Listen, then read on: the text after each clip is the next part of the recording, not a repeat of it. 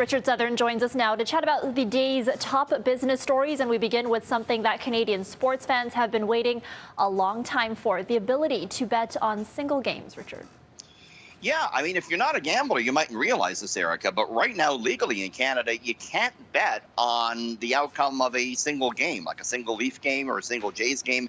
You have to bet on multiple games at a time.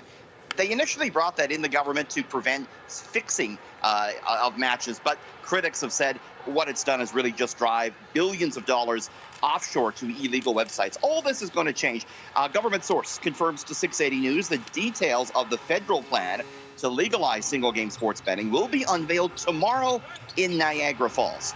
The first thing we need to know is when this is going to come into effect. The bill to legalize this passed in June, but has not been brought into effect by the Prime Minister just yet. The Ford government here in Ontario said it's opening up the gambling market to third-party operators. So you'll be able to bet on that single game through a multitude of websites, not just through the OLG.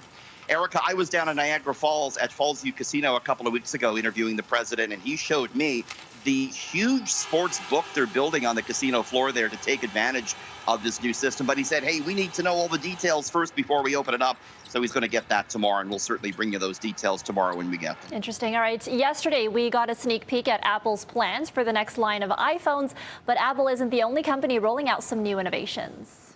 Samsung announcing new phones today, but Erica, these ones fold up like a sheet of paper. Ooh. Samsung has already been. Yeah, I know. I don't know. Would you need a foldable phone, Erica? I don't know if I mean, I had like a similar one. I had those clam phones back in the day. So I guess this is, yeah. I loved the flip phone back in the day because you could slam it closed if you were mad at somebody, That's Erica. True. I guess not that I have a lot of angry calls or anything, but I guess the idea with these is that I'm just very dramatic all the time. The idea is with these, Erica, is that it could save space. Smartphones are getting bigger and bigger. These Samsung phones could fold up. They haven't sold very well, but Samsung announcing some new versions with cheaper price tags. It's Galaxy Fold 3. The price dropping 10%, but it still costs $1,800. A smaller version for $999. Foldable phones make up just 0.6% of all smartphones made. 0.6% of all smartphones sold, but still, sales are moving higher than where they were last year. All right, and finally, what does an economic recovery sound like? We're getting an interesting illustration tonight, Richard.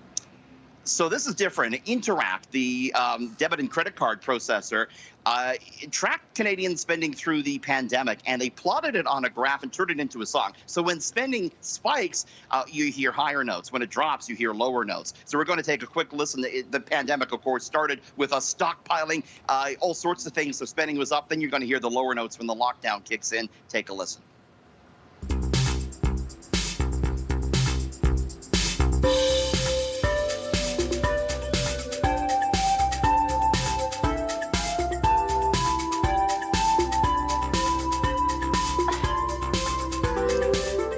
Kind of groove into that, Erica. Strange. Right? I don't know if I'll hear that at the club anytime soon. Okay. It's a little gimmicky, but certainly highlights the ups and downs for spending over the past year and a half. You can actually input your own account, and it'll give you your own song. By the way, Interact tells me they contend business is going well for them because fewer people are using cash and are using their cards, Erica, instead. Yeah.